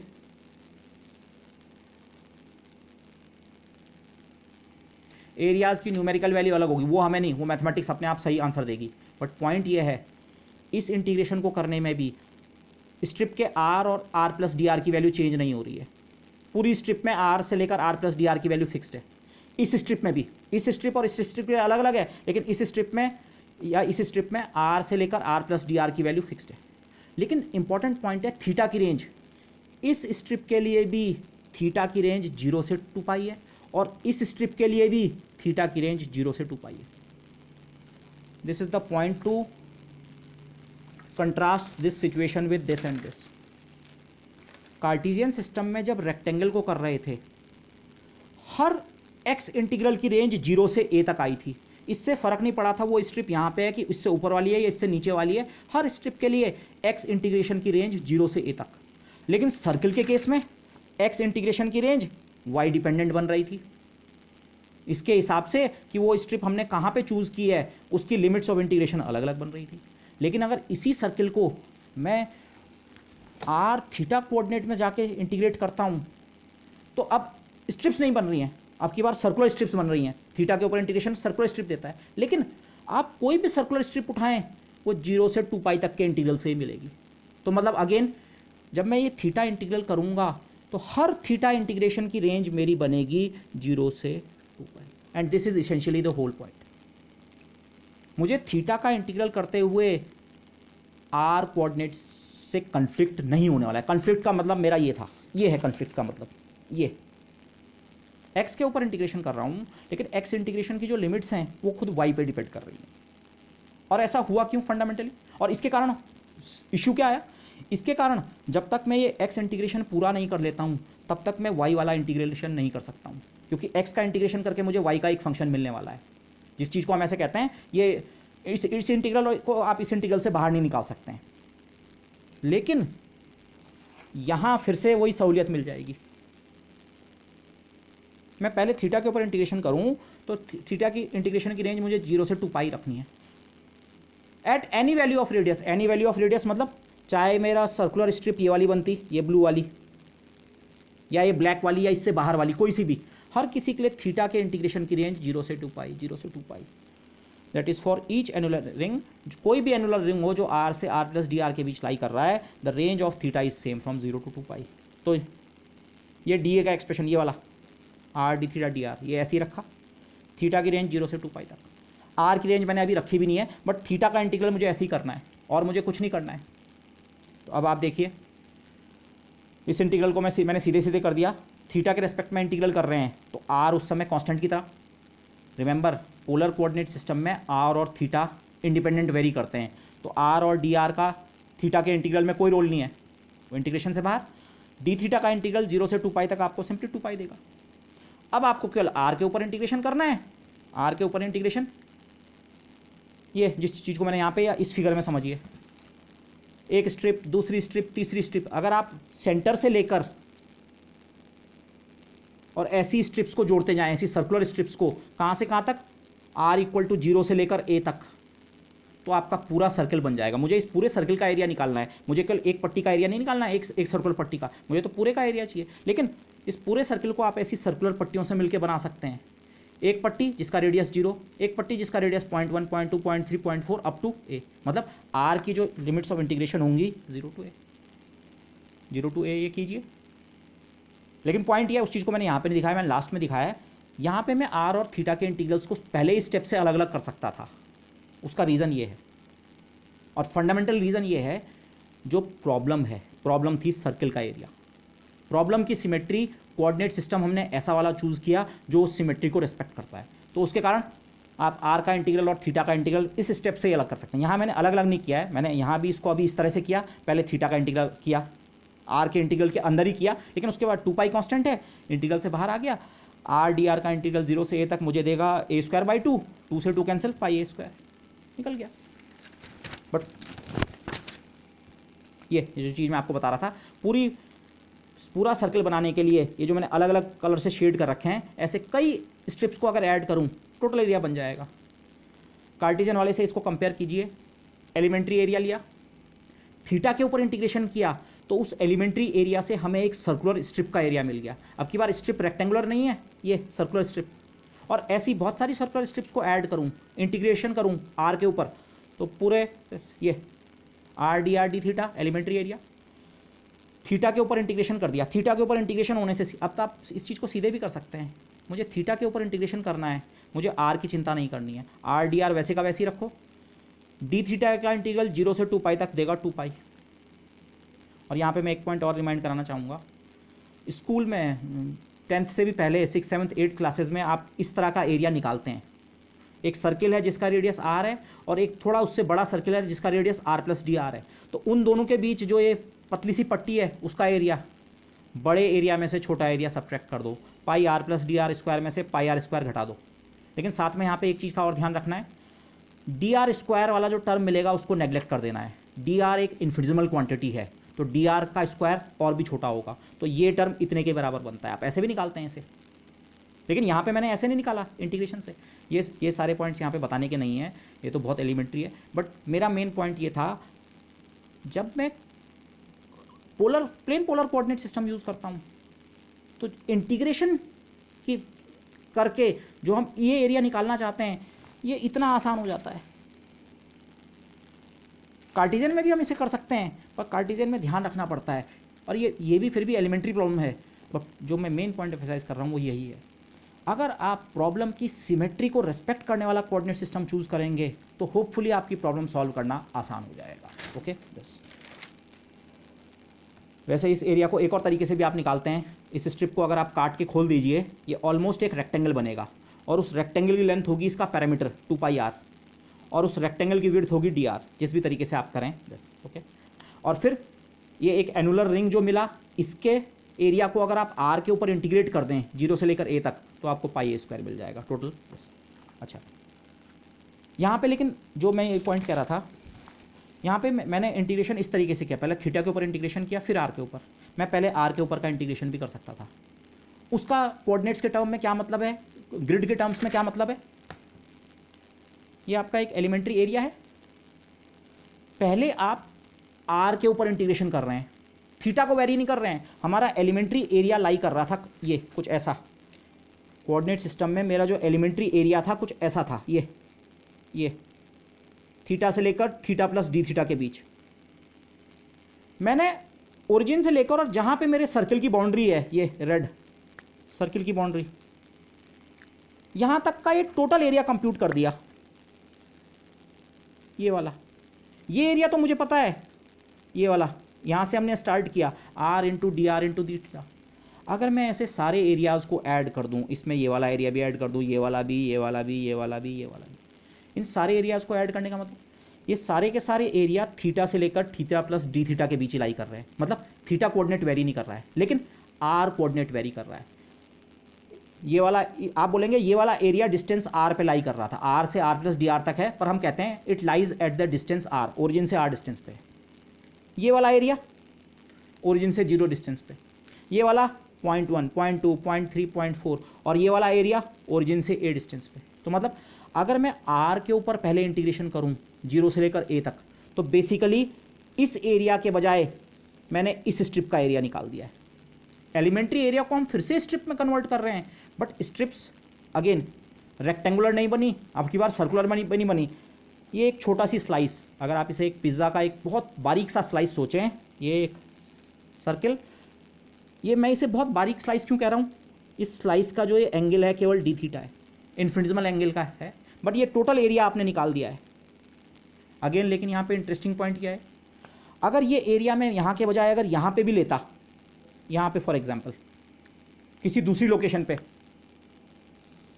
तो भी अगर मैं आर के ऊपर इंटीग्रेशन करूँ, आर के ऊपर इंटीग्रेशन करने का मतलब ये वाला एरिया, मुझे इंटीग्रेशन 0 से a तक ही करना था। मतलब अगर मैं पहले r वाला इंटीग्रल भी करता हूं तो r के इंटीग्रेशन की रेंज हमेशा 0 से a तक होनी है।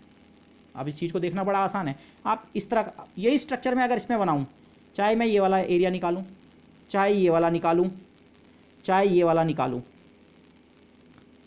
r के ऊपर इंटीग्रेट करना है 0 से a, 0 से a, इससे फ़र्क नहीं पड़ता है वो स्ट्रिप कहाँ पे कंस्ट्रक्ट हो रही है, r का इंटीग्रेशन हमेशा 0 से a तक रन होगा।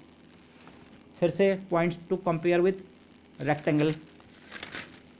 हाँ, रेक्टेंगल को जब कार्टेशियन में किया था, कहीं पे भी स्ट्रिप बनाए, स्ट्रिप मतलब इंटीग्रेट करना, x का इंटीग्रेशन कोई सा वाला भी, इस स्ट्रिप का, इस स्ट्रिप का, इस स्ट्रिप का, हर किसी का 0 से a तक रन किया। अब की बार मैं r का इंटीग्रल करूँगा, r के ऊपर का इंटीग्रल हमेशा 0 से a तक ही रन होगा। Reason again, coordinate system problem की सिमेट्री को रेस्पेक्ट करने वाला है। तो मतलब ये जो स्टेप था, इसमें मैं पहले r का इंटीग्रल भी कर सकता हूँ 0 से a तक, और थीटा का इंटीग्रल जो कि अब आपको पता है, ठीक है। माना ये एक छोटा सी स्लाइस आपका बन गया, अब आपको पूरा सर्किल बनाना है, तो ऐसे स्लाइसेस, एक स्लाइस, दूसरा स्लाइस, तीसरा स्लाइस, चौथा स्लाइस, पाँचवां, छठवां, थीटा के ऊपर इंटीग्रेशन करना पड़ेगा 0 से 2π तक। तो पहले आप r का इंटीग्रेशन कर दीजिए, r डी आर का इंटीग्रल 0 से a तक आपको देगा r² बाई 2, लिमिट्स रखो 0 से a तक a² बाई 2। a²/2, लेकिन थीटा इंटीग्रल के लिए कांस्टेंट है। ये इंटीग्रेशन मैंने इसके अंदर किया है, ये जिस चीज़ को मैंने ग्रीन से सर्कल किया है, बट इस पूरे इंटीग्रेशन को मैं डी थीटा इंटीग्रल से अलग कर सकता था। थीटा इंटीग्रल के लिए ये क्वांटिटी जितनी भी निकलना इसने कांस्टेंट है। आर वेरिएबल है, लेकिन आर के ऊपर तो इंटीग्रेशन हो जाएगा, और इंटीग्रल है डेफिनिट, तो इंटीग्रेशन के बाद आर तो खत्म हो जाएगा, और यहाँ कहीं भी थीटा नहीं है, ना इस इंटीग्रेंड के अंदर ना लिमिट्स में कहीं थीटा है, तो जो चीज़ आपको मिलेगी वो थीटा का फंक्शन तो नहीं होने वाली है। तो वही मतलब है, आप आर इंटीग्रल को अलग और थीटा इंटीग्रल को अलग कर सकते हैं। ऐसे करो, ऐसे करो, ये करते हम ऐसे ना मैं ये फर्स्ट मेथड करता हूँ ना सेकंड मेथड, बेसिकली दोनों इक्विवेलेंट हैं, हम सीधे ऐसे करते हैं। सर्किल का एरिया निकालना है, पोलर कोऑर्डिनेट्स यूज़ करो, इंटीग्रल डी ए से स्टार्ट करो। डी ए का एक्सप्रेशन होता है R D R into D theta. Theta का इंटीग्रल अलग चलाओ, आर का इंटीग्रल अलग चलाओ। अलग चलाओ मतलब 0 से 2π, 0 से a। क्यों? दोनों लिमिट्स एक दूसरे से इंडिपेंडेंट है। क्यों बनी इंडिपेंडेंट? वंस मोर, इंडिपेंडेंट इसलिए बनी, प्रॉब्लम थी ये, और जो मैंने कोऑर्डिनेट सिस्टम यूज़ किया उसका ग्रिड भी ये वाला है। इस सिमेट्री को रेस्पेक्ट करने वाला कोऑर्डिनेट सिस्टम चूज किया, इसलिए दोनों इंटीग्रल अलग अलग करो। जैसा रेक्टेंगल के साथ कार्टेशियन में हुआ था, सर्किल के साथ वो वाली इजीनेस आपको मिल जाएगी, लेकिन वो तब मिलेगी जब ये वाला कोऑर्डिनेट सिस्टम यूज़ करोगे। सर्किल हमने कार्टेशियन में भी किया, लेकिन तब ये वाला इजीनेस नहीं मिलता है कि हाँ एक्स का इंटीग्रल अलग कर लो और वाई का इंटीग्रल अलग कर लो, नहीं। लेकिन अगर आपने सही कोऑर्डिनेट सिस्टम पिक कर लिया तो ये करना है, डी थीटा का इंटीग्रल 2π, आर डी आर का इंटीग्रल 0 से तक, ये हो तो गया, डन। ये इस लेक्चर में मैंने जितनी बारें बोली, बहुत मैंने रिपीट किया होगा, एक ही फैक्ट को कई बार बोला होगा। अगेन मैं रिपीट करूंगा, मेरा पॉइंट मैथमेटिक्स करना नहीं था। ये मैथमेटिक्स आप मेरे से बेटर जानते होंगे, ओके, इंटीग्रल्स और ये सब आपको ज़्यादा अच्छे से याद होंगे, मेरे से कई बेटर आपकी मैथमेटिक्स हुई।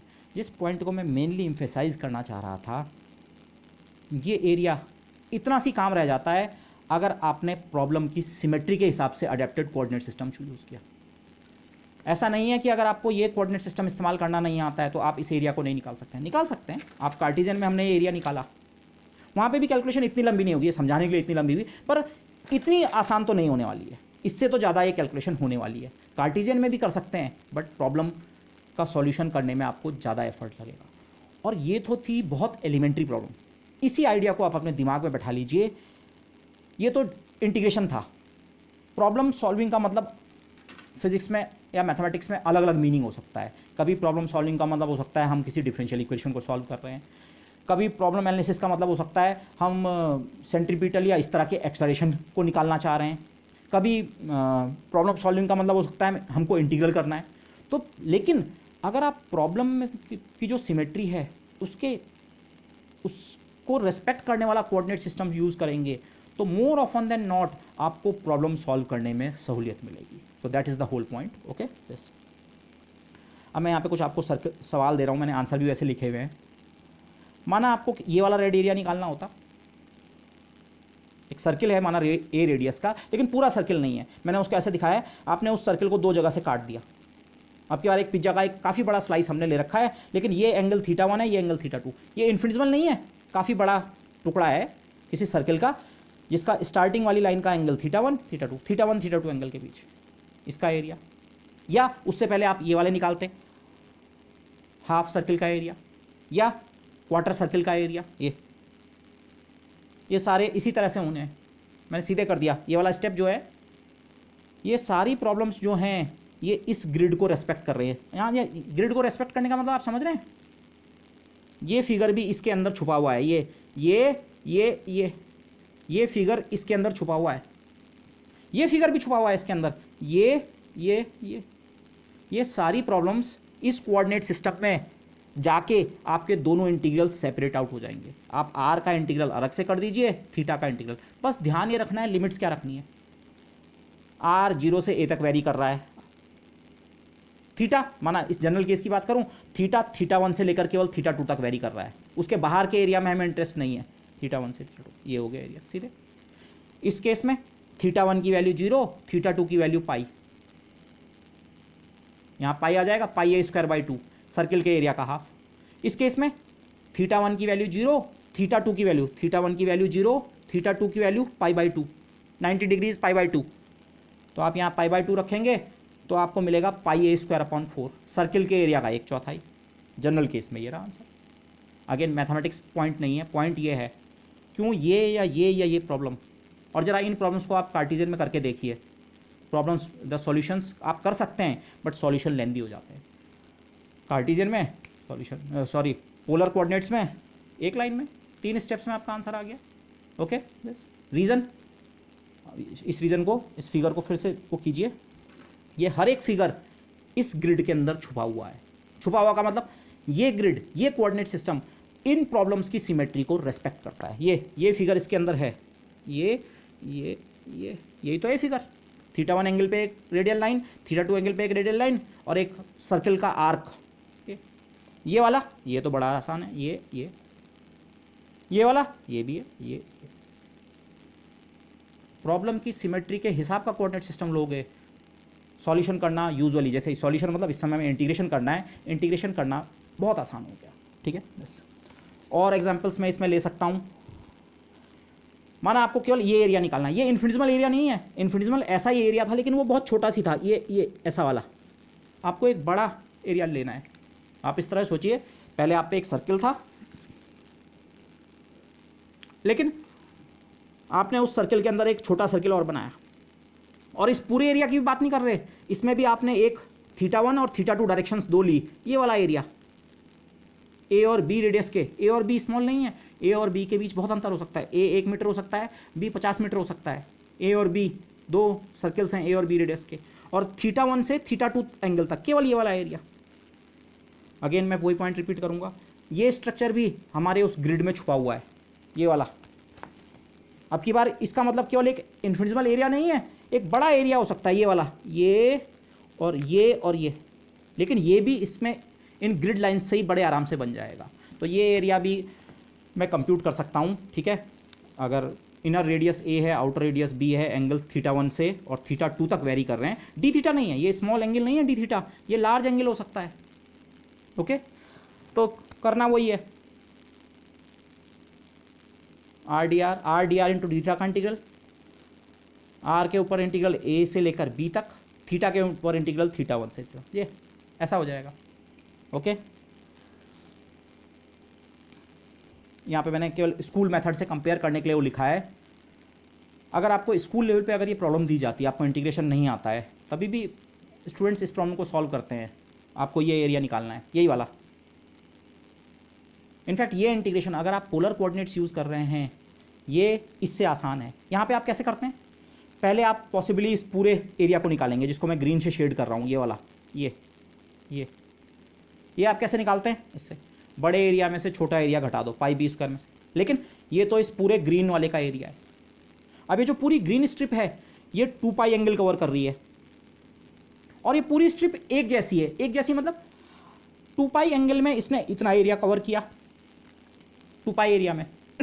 इस एक्सप्रेशन को मैंने जानबूझ के ऐसा लिख दिया, 2 से मल्टीप्लाई करके और पाई कॉमन लेके जबरदस्ती। रीज़न ये है, अगर एंगल 2π का कवर हो रहा था तो ये पूरी की पूरी ग्रीन स्ट्रिप बन रही थी जिसका एरिया इतना है। लेकिन हमें जो एरिया निकालना है उसके लिए एंगल केवल θ2 माइनस θ1 है। इस पॉइंट का एंगल θ2 और इस पॉइंट का एंगल θ1। तो जो हमारा एंगल का कवरेज है वो 0 से 2π तक नहीं है, वो एंगल का कवरेज केवल डेल्टा थीटा बराबर θ2 माइनस θ1 है। तो करस्पॉन्डिंग आंसर क्या हो जाएगा, रिप्लेस 2π बाई डेल्टा थीटा। ये और ये एक ही चीज़ है। ये आर्ग्यूमेंट, ये स्कूल लेवल का आर्ग्यूमेंट है, पर इस आर्ग्यूमेंट को लगाने के लिए भी शायद थोड़ा ज़्यादा मेहनत करनी पड़ती है। अगर आप पोलर कोऑर्डिनेट सिस्टम्स, अब लेकिन इसको ऐसा ना समझें आप कि नहीं पोलर कोऑर्डिनेट सिस्टम अच्छा होता है। इस तरह की प्रॉब्लम्स के लिए प्लेन पोलर कोऑर्डिनेट सिस्टम अच्छा होता है। रेक्टेंगल टाइप की प्रॉब्लम अगर है तो कार्टेशियन। अब अगर कोई और प्रॉब्लम है तो ट्रायंगल का एरिया या किसी जनरल शेप का एरिया, फिर आपको देखना पड़ सकता है। कोई आर्बिट्री शेप है तो शायद कोई भी कोऑर्डिनेट सिस्टम बहुत ज़्यादा यूजफुल ना हो, सबसे शायद बराबर मेहनत पड़े। बट अगर एट लीस्ट रेक्टेंगल जैसी प्रॉब्लम है तो ये गारंटी है कार्टेशियन कोऑर्डिनेट सिस्टम आसान पड़ेगा। और सर्किल या सर्किल के सेक्शंस जैसी प्रॉब्लम है, इस तरह के पिज़्ज़ा स्लाइसेज या इस तरह के स्लाइसेज वाली प्रॉब्लम है, तो इनके लिए पोलर कोऑर्डिनेट सिस्टम आसान पड़ेगा। बाकी जनरल शेप के लिए फिर आपको देखना पड़ेगा। ट्रायंगल भी वैसे कार्टेशियन से इजीली सॉल्व हो जाता है, बट मैं उसको भी नहीं कहूँगा कि मैं जनरल शेप्स की बात नहीं कर सकता हूँ, बट अगर आप ऐसा कोऑर्डिनेट सिस्टम आपको पता है, ढूंढ सकते हैं जो प्रॉब्लम की सिमेट्री को रेस्पेक्ट करता है, तो उसमें काम करना आपके लिए आसान रहेगा। So that's the point of this lecture, hopefully you understand it. यहाँ पे मैं आपको कुछ प्रॉब्लम्स छोड़ के जा रहा हूँ। मोमेंट ऑफ इनर्शिया आपने पढ़ा है, एक सर्कुलर डिस्क है, सर्किल है, ठीक है, लेकिन इस सर्कुलर डिस्क की जो डेंसिटी है ये रेडियस के साथ वेरी कर रही है। Rho is a function of r, मतलब इस ग्रीन रेडियस पे जितने पॉइंट्स हैं इन सब के लिए डेंसिटी बराबर है। फिर आप थोड़ा बाहर गए, आर की वैल्यू आपने बढ़ाई, डेंसिटी बढ़ गई या घट गई, हो सकता है कुछ भी हो गई हो, आर के साथ वेरी कर रही है, लेकिन इस पूरे रेड रेडियस पे डेंसिटी की वैल्यू अगेन कांस्टेंट है। आप ऐसा सोचिए, एक प्लेट को, एक सर्कुलर प्लेट है, उसको आपने कई इस तरह के सर्कल से मिलकर सोचा है, लेकिन हर सर्कल पे डेंसिटी की वैल्यू अलग अलग है। इस सर्कल और इस सर्कल में डेंसिटी की वैल्यू अलग अलग है, लेकिन एक सर्कल पे कांस्टेंट है, मतलब डेंसिटी केवल आर का फंक्शन है। और अगर आप और स्पेसिफिक एग्जांपल चाहते हैं तो आप ऐसा ले सकते हैं, density equal to rho zero कोई कांस्टेंट है इनटू आर। तो अगर इस तरह की कोई प्लेट है तो इसका moment of inertia about an axis passing through the centre, axis मैंने ये दिखा रखी है, ये नोटेशन आपको पता होगा। ओरिजिन, ये ओरिजिन है, ओरिजिन पे मैंने ये बनाया, इसका मतलब एक्सिस हमारी डाउनवर्ड है। तो अगर यहाँ से ओरिजिन से एक एक्सिस वर्टिकली इस डिस्क को पेनिट्रेट करते हुए नीचे की ओर है, तो उस एक्सिस के अबाउट इस डिस्क का, जिसका डेंसिटी का बिहेवियर इस तरीके का है, इसका मोमेंट ऑफ इनर्शिया कितना होगा। और फिर आप एक दूसरा प्रॉब्लम भी ट्राई कर सकते हैं क्योंकि ये प्रॉब्लम मैं इसलिए कह रहा हूँ क्योंकि मोमेंट ऑफ इनर्शिया बेसिकली आपको ये इंटीग्रल इवेल्युएट करना पड़ता है, r² dm over the whole body. अब मैं इसको यहाँ पे डिस्कस नहीं कर रहा हूँ, दैट इज यहाँ पे टाइम भी नहीं है और that is not the correct place to do this things, but ये आप सवाल की तरह कर सकते हैं। इसके बजाय एक दूसरी प्लेट है जिसकी डेंसिटी जो है, मास डेंसिटी, वो एंगल डिपेंडेंट है, और इन पर्टिकुलर आप ये वाला एग्जाम्पल ले सकते हैं।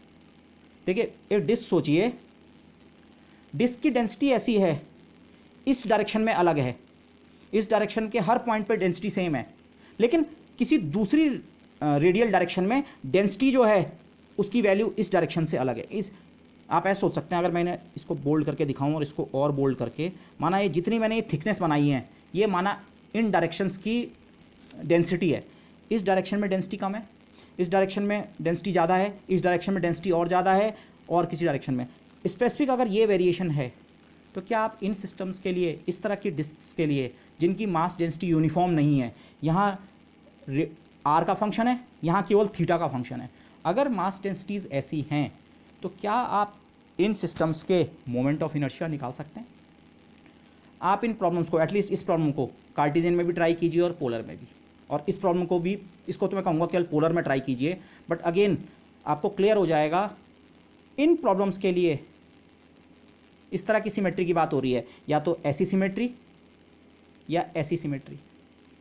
ये प्लेन पोलर कोऑर्डिनेट सिस्टम के सिमेट्री है, तो इसलिए प्लेन पोलर कोऑर्डिनेट सिस्टम में इन प्रॉब्लम्स को करना चुटकियों का काम है।